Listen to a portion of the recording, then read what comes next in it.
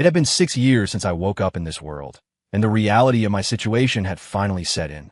I wasn't just living a new life. I was living in the pages of a young adult romance novel I'd read in my past life. My role? Julian Vance, the villainous adopted brother of the female lead, Claire Vance. According to the original plot, I was supposed to develop a twisted, forbidden obsession with my sister as we grew up. Confined by the taboos of our adoption, I would hide my feelings in the shadows until she married the male lead.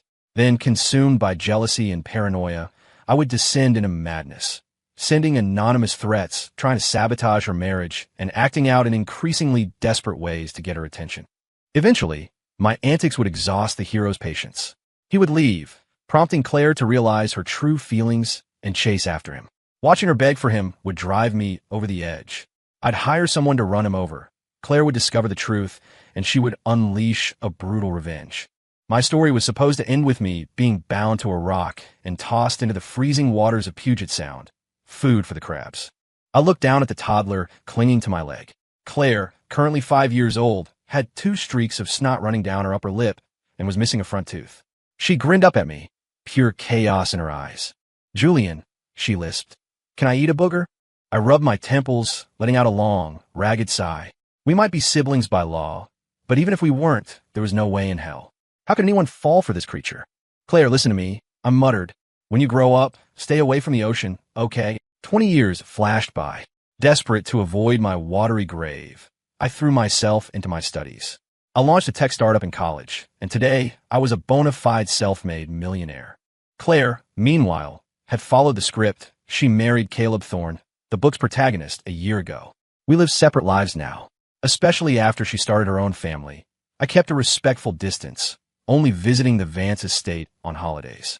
So, when my adoptive mother, Eleanor Vance, called me out of the blue, I was surprised. "Mom, is everything okay?" Eleanor sighed heavily on the other end. "It's your sister. She's keeping a boy toy behind her husband's back. She's going to give me a heart attack." "What?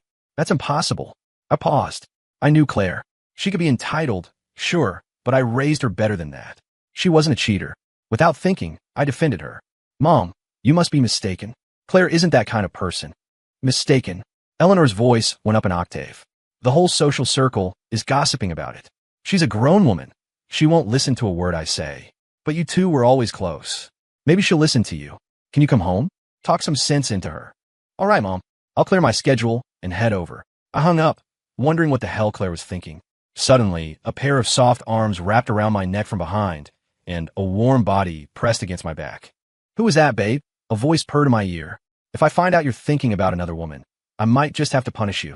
Riley Sterling tightened her grip around my throat playfully, nuzzling her face against my ear.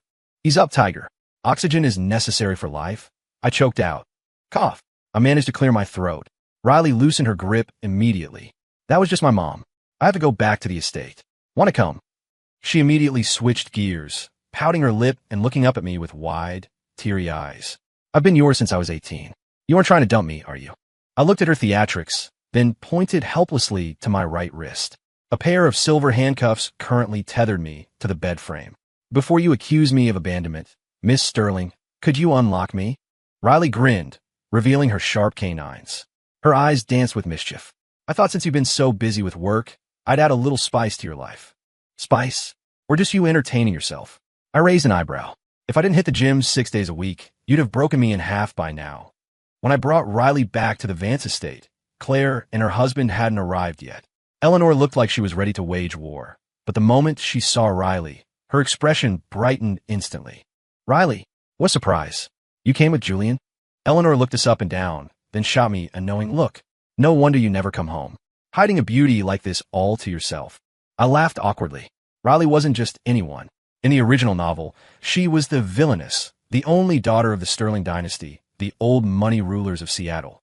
She had 1 brother, 7 male cousins, and 3 male second cousins. She was the princess of a very powerful, very masculine clan. In the book, Riley was supposed to be saved from a vicious dog by Caleb, leaving him with a scar and her with an eternal crush. She was meant to be the obsession that destroyed Claire's life. But I've been paranoid about the butterfly effect not being strong enough. I worried the Vance family would still go bankrupt, dragging me down with them. So, years ago, I made a habit of walking Claire around the rich neighborhoods, hoping to intercept the male lead's destiny and sell a favor to the Sterlings. It worked. I saw a woman walking a massive, unleashed poodle that went rogue and charged at young Riley. I didn't hesitate. I grabbed the golf club I was carrying, don't ask, and went strictly medieval on the beast. The dog owner screamed, "You psycho! That's my baby!" Adrenaline pumping, I yelled back, "Leash your dog, or I'll leash you, lady. Batter up." I fended off the woman until Caleb, Claire, and a terrified Riley watched me emerge victorious. Turns out, I had a knack for violence. Since that day, Riley stuck to me like glue. Claire, assuming Riley was trying to steal her big brother, fought with her constantly. "It's so good to see you," Eleanor beamed, holding Riley's hands. "If Julian marries you, it'll be the greatest blessing of his life." She was grinning so hard she forgot why she called me there. Riley blushed. "Oh no, Mrs. Vance. Marrying Julian would be my blessing." I rubbed my lower back and nodded solemnly. She had no idea. "Mom, I'm home." Claire walked in. She spotted Riley instantly, and her face darkened. "What are you doing here?" Riley ignored the hostility, stood up gracefully, and took my arm. "Sister, Julian and I came to see Mom. Let's reintroduce ourselves. I'm your future sister-in-law." Claire looked like she'd swallowed a lemon. She whipped her head toward me. "Julian, are you really dating her?" I nodded, bracing for impact. "Why?" Claire's eyes went red. She glared at Riley. "You have 10 brothers. Why do you have to steal mine? You're greedy." Riley rolled her eyes. "Please, those are blood relatives. Julian is recreational. It's not the same." "Art," Claire lunged. I tried to block Riley, who was already rolling up her sleeves, looking far too excited for a fistfight. "Claire, stop." I was too slow. Claire swiped her nails across Riley's cheek, leaving a small scratch. I panicked, grabbing Claire and pinning her arms to her sides. "Claire Vance, that is enough."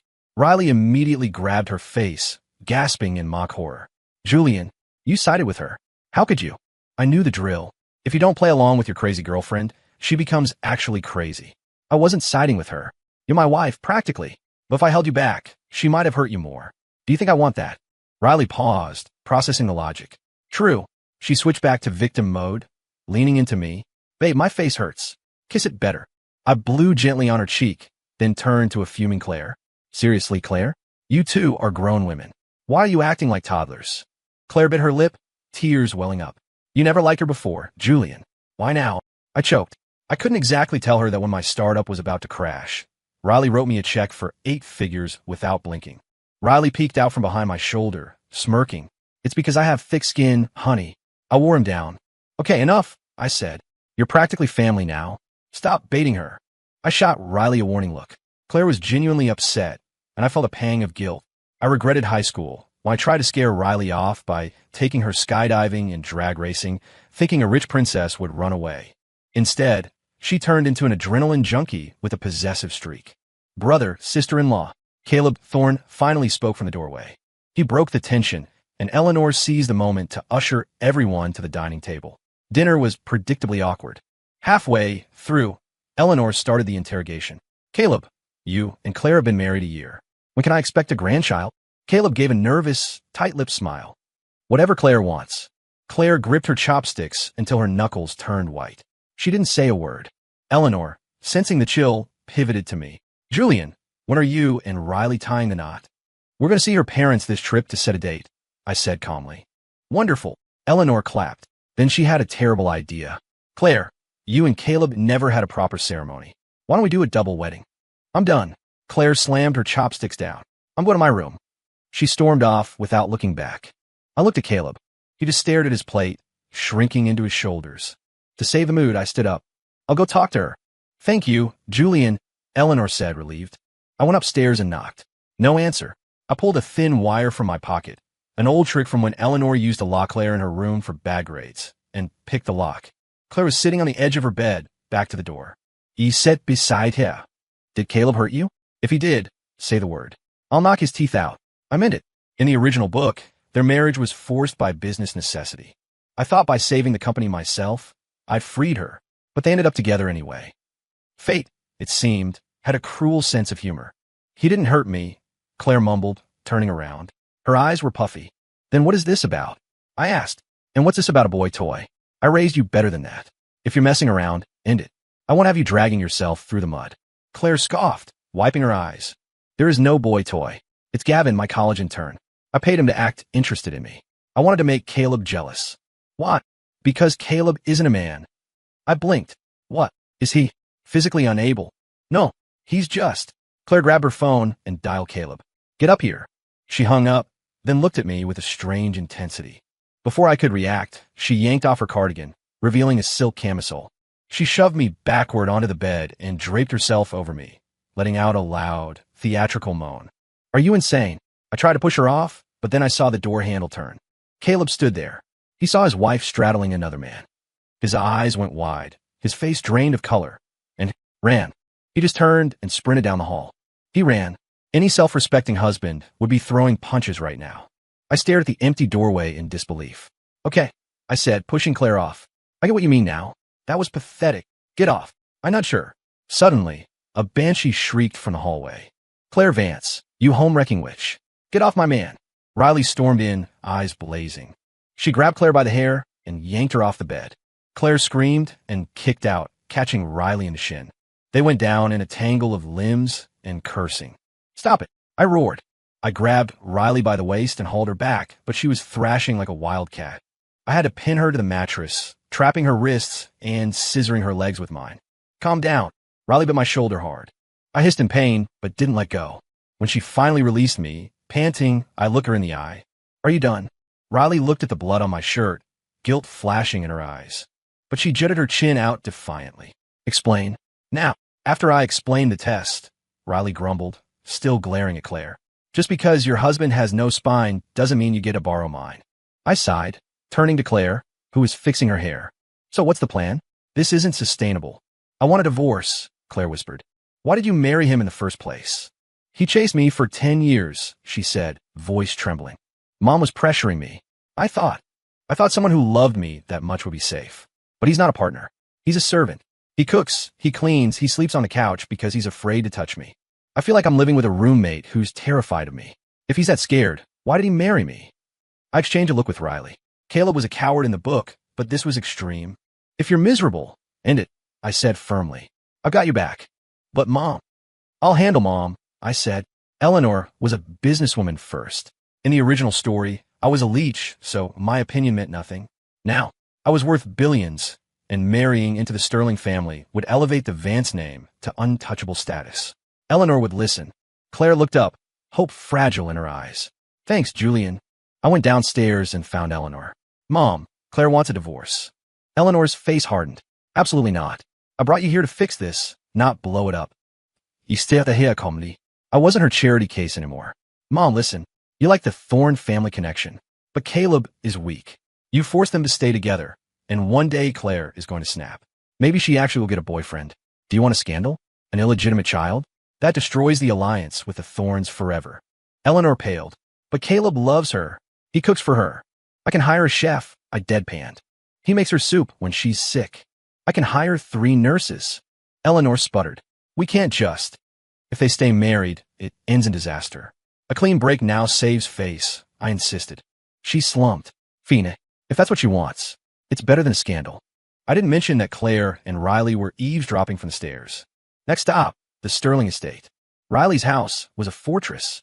I was expecting the intimidating brothers' routine, but walking into a living room filled with 10 linebacker-sized men staring me down was still a lot. Riley walked in, hands on her hips. This is my fiancé. If anyone makes him uncomfortable, you're dead to me. The room went silent. The smiles on her cousins' faces froze. They all looked at the floor. You guys behave, I whispered to Riley. That was hot. Her father, the patriarch of the Sterling clan, looked at me with deep sympathy. Good luck, son. You'll need it. Dinner was tense, but brief. Riley shut down any attempts at hazing. As we left, my phone buzzed. It was Claire. Come stay at the house. Don't go to a hotel. It made sense. We went back to the Vance estate. In the guest room, I looked at Riley. Maybe you should go home? Sleeping here. Your dad might have stroke. Riley laughed. He has low blood pressure. I'm helping him. You're a terrible daughter. I shook my head. Riley walked up to me, grabbing the belt of my robe. Your sister scratched my face today. How are you going to make it up to me? Before I could answer, she spun me around and used the belt to bind my hand behind my back. Okay, really? I laughed nervously. Riley, we don't have protection. It's too risky. Riley paused. She wanted a perfect wedding, not a shotgun one. Then her eyes darted to the nightstand. There, sitting innocently under the lamp, was a box of condoms. Your mom is thorough, Riley smirked, picking up the box. I stared at the box. Eleanor Vance, you terrifyingly efficient woman. But before I could contemplate it further, Riley pushed me onto the bed. The night grew quiet, save for the sounds from our room. Down the hall, Claire stood in the shadows, listening. She gripped the hem of her shirt, eyes squeezed shut, letting go of a dream she knew she could never have.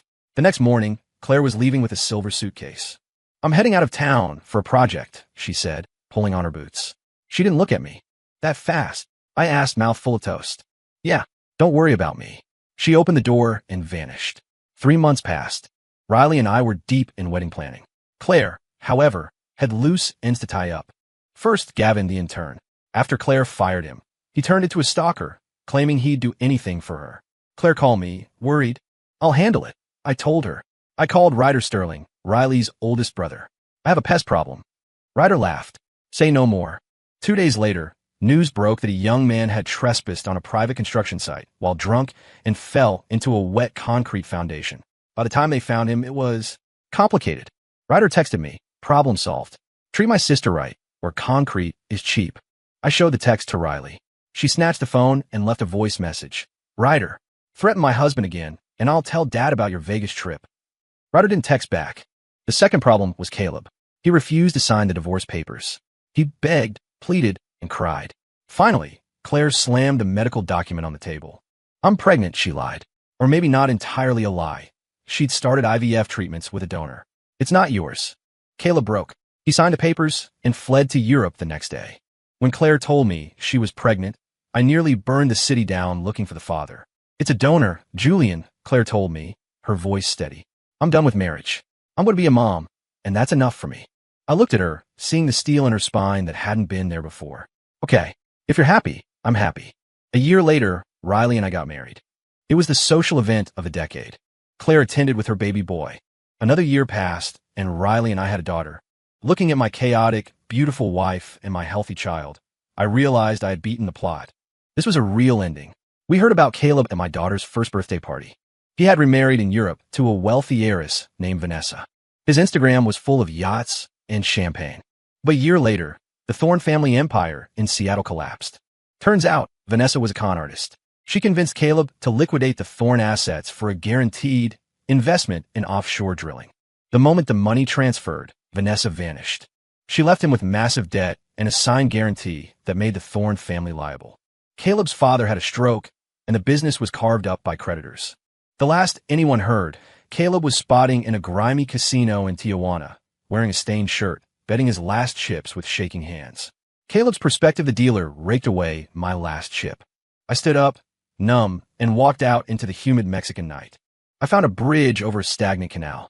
The water looked black and inviting. I've always been a coward. My parents taught me that fear was the only safe place. If I got to be on a test, I got the belt. So I learned to be quiet, to hide. I remember the first time I saw Claire. We were kids. My dad dragged me to the Sterling estate to suck up to the rich folks. He told me to go play with Riley Sterling. I saw a dog, a massive, snarling thing, cornering Riley. I wanted to help, really, but my legs wouldn't move. Then a boy with a golf club charged and screaming like a maniac. Julian Vance. He saved her. He was everything I wasn't. Claire offered me a strawberry candy that day. It was the only sweet thing in my life. I loved her, but from a distance. I knew I wasn't good enough.